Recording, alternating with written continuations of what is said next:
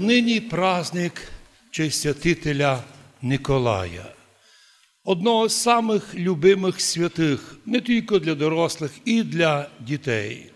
А всі ми виросли з дитинства і пам'ятаємо ці унікальні моменти переживання. Як, що, коли, де Святий Миколай це прийде, це забуде, може пройде мимо, а якщо оболочок лишити закритий, може і не зайде, а може двері маленько лишити приоткриті. Такі діточі переживання кожен з нас пам'ятає. А потім приходить вечірня молитва, то паночки на оболочок файні, свіженькі, свіжі, чистенькі, а чи так їх розтягувались, ми широке місто було на великий подарок. Ці всі радості, ми з ними пройшли через все життя.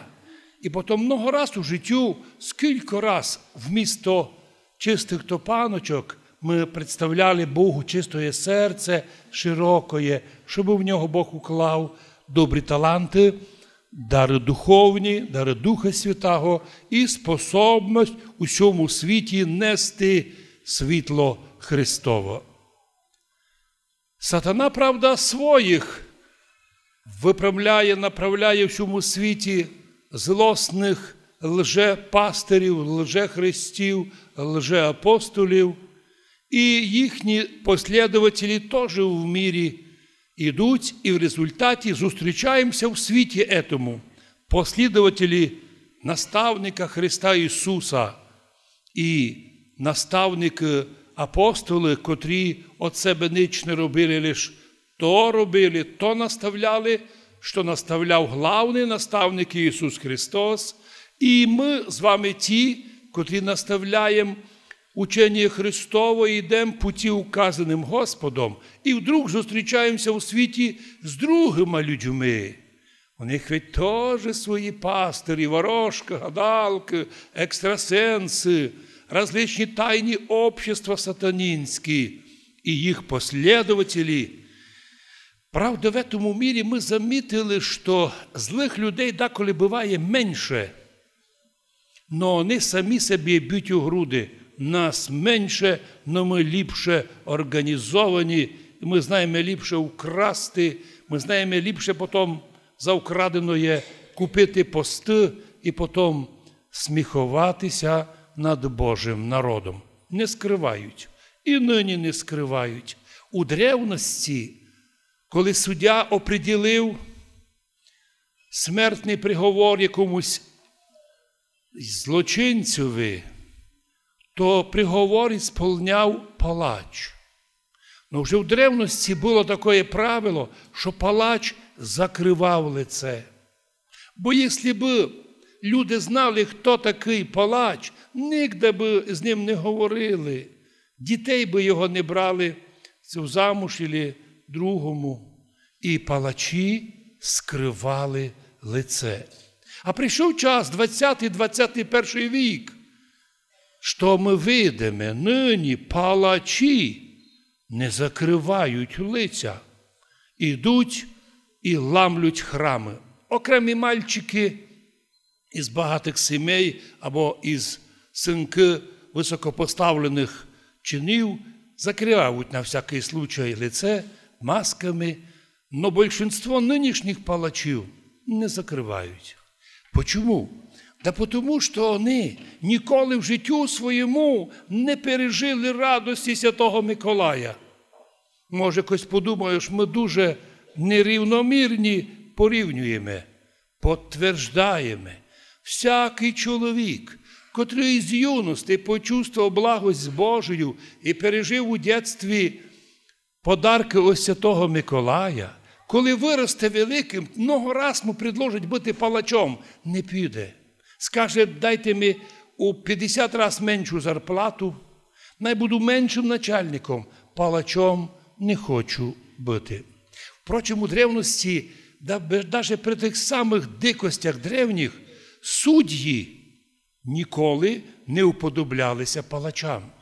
Почому? Та тому, що тоді народ такого суддю дуже в короткому часові подвергав смертній казні. Но прийшов час, нині маса людей, одягнувших у суддейську мантію, публічним, відкритим образом, веде себе як палач. Ніяких доказів на підсудимого не є. Ніяких ні аудіо, ні відео, ні свідків. І суддя, палач, виносить приговор. Що це за времена? Откуда взялися ці люди? Звідки їх привезли? Де їх откопали? Ми відповідаємо, ці люди не пам'ятають Святого Миколая.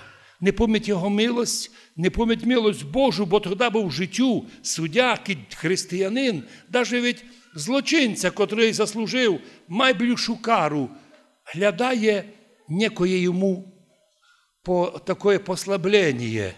То ли сімейне, то ли перший раз осудять, то ли другое. Но якщо суддя, видя чоловіка, случайно попавшого у біду, случайно, ненароком зробившого якийсь злочин, а дає йому в максимум, ето палач, убійця публічний. Його не будуть бити ні в нинішній день, ні в завтрашній. Но такий чоловік, такий палач може вже не надіятися, що Царство Боже колись увидить. Ми повторяємо всі, хто пережив радість Святого Миколая, оту красиву ніч, коли з вечора дітки миють топанки, кладуть на оволочки, потім моляться, лягають спати, другий раз рано так сплять, що просяться на 5 минут ще спати. І туй рано, завчасно, без батьків пробуждаються і бігом по оболоках. І з яким радісним співають: «О, хто Миколая любить, тому Святий Миколай на всякий час прибігай і помощь подавай». Пройшли історичні роки, навіть у період мусульманських часів. Мусульмани не були християнами, але коли чули, що є такий у православних християн святий, який дуже приходить на поміч, і приходить навіть на поміч у страшній бурі на морі, де не є ніякої можливості спастися, і мусульмани кликали на поміч Миколая. Недавно один чоловік розказав історію, як він попав у тяжку кризу, копійки не мав. Підійшов до ікони Святого Миколая, сказав: «Отче Миколає, другим із помагав, а мені ще ніч. Може би, тепер мені поміг мало. Або дуже ми треба. Я потім то віддам». І помолився, і дивиться, 500 гривень під ногами. І не повірував, думав, що хтось із ним розігрує. Ні. Узяв, підняв, красненько спользував гроші пізніше, знайшов можливість, щоб на храм Божий принести награду, на храм Божий принести на нашу Ужгородську, навіть купив крест великий, котрий там на іконі. Чому? Бо тому, що знайшлося в його душі таке чувство благодарності. Ведь мене Святий Миколай чув. Іменно, повторяємося, хто в життю проніс любов до Святого Миколая і почувствував радость тих подарків миколаївських, за все життя з нього дуже тяжкий случай, щоб виліз якийсь убійця або якийсь жорсткий чоловік. Почувствувавши, як Бог милує, так призивається чоловік теж милувати людей. Бо принцип Євангелія: хто не проявив сам милости, до тебе Бог теж не проявить милості. У всіх язичницьких релігіях приніс із жертву, поклав із грошей і йдеш. Туй, Господь каже: не треба мені твої дари. Якщо ти прийшов до церкви, а брат твій щось має проти тебе, або ти на нього злий, або накрутивись, наробивись біди, да лишити свій дар, кому він нужен? Вертайся домів, примирися з братом, і якщо потреба, попроси прощення, навіть тому случаю, якщо брат іще тя обизве ще раз, а ти знайди в собі сили сказати: брате, прости, лиш тоді, коли вернешся, дар твій Бог прийме. Чудна наша православна релігія, чудні наші святі. Ведь такий же і святий Спиридон Триміфунський, котрого будемо пам'ять мати 25-го, у той час, коли западні християни будуть святкувати собі Різдво, а ми будемо мати свого Спиридона, чудеснішого святого. То ж сама картина, та сама благодатна помощь людям. Ну, не тільки Святий Миколай, но і всі святі приймають участь, активну участь у нашому життю. Бо між Церквою Небесною і земною, глава котрої главний, перший, єдинственний Христос Господь, сьогодні впоминається у апостолі. Чому то відбувається? Утки такі милості Божої зливаються на нас. Із-за того, каже, що Павел каже, Бог мира і любові, котрий воскресив для нас із мертвих пастиря великого, Господа нашого Ісуса Христа. Вот кого Він подняв, але як подняв? Для кого? Овцам духовним. Ах чим? Кров'ю завіта вічного. Іменно у апостола Павла к Ефесянам в останній 13 главі і в остальних главах звучить слово, що ми спасені кров'ю Христа Його.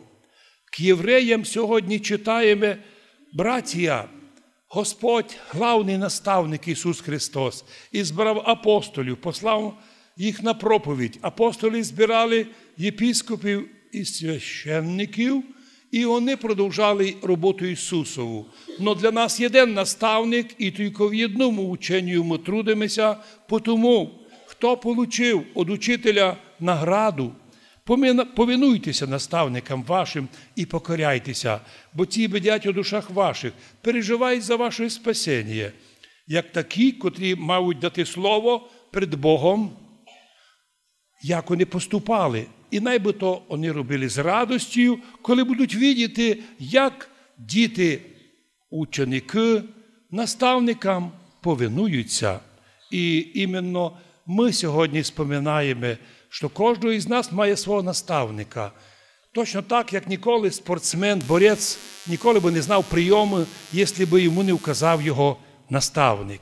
Ніколи би і хлопці не грали в простий футбол, якщо би не вказали їм прийоми. Ніколи б у духовній житті чоловік сам не достиг тих опитних, благодатних знань, якщо б не пообщався із монахами і подвижниками. Чому наш народ так любить ходити по монастирям? Тому що хочуть пообщатися із наставниками, люблять сповідатися. І ми благословляємо, коли ще не готові до причастя, то хоча посповідайся в монастирях, де ти був, щоб почувствувати і перейняти часть опита наставників. Потім ми самі, батьки, стаємо наставниками нашим дітям, способні їх навчити, їх приготовити для того, коли вийдуть наші діти в світ, їх там ніхто не чекає. Якщо при тому старому совєтському строю і ще щось обіцяли людям, і роботу, і науку безплатну, хоча покриту безбожієм, то нині і етого не є, просто не є. Ніяких соціальних помочей, ніяких робот, пенсій, зарплат. Іди і виживай один на один з цим диким, бездарним світом. Но тут на помощь приходить святитель Миколай. І ми в світ ідемо не самі. Наші діти ніколи не думали, що вони самі. Батьки їх приготовили до віри, вони крещені, сповідаються, причащаються, і вони серед друзів Христових мають святителя Миколая. Вони ніколи не будуть врагами, ніколи не будуть предателями, ніколи не будуть палачами. Палачі, предателі і всякі лже-патріоти – це когорта людей безбожних, нецерковних, не знаючих святителя Миколая. Боже, благослови нас, щоб в цьому мірі чує євангельські блаженства, блаженні нищі духом, які ознали, почувствували свою нищету духовну, незнання і спішать учитися прийомам духовним. Такових і Царство Боже. Блаженні плачущі, поки ти в всьому світі плакав, додівали тя, били тя, ти будеш много раз радуватися. Блаженні будете колись в всьому світі, дикому, науковому, будуть вас гнати, бити. Радуйтеся, веселіться, що коли цей світ вирахує вас, що ви іменно православний, і вас треба бити. Це дуже велика честь. І її святі отці завжди цінили і ніколи не боялися гонінь цього світа.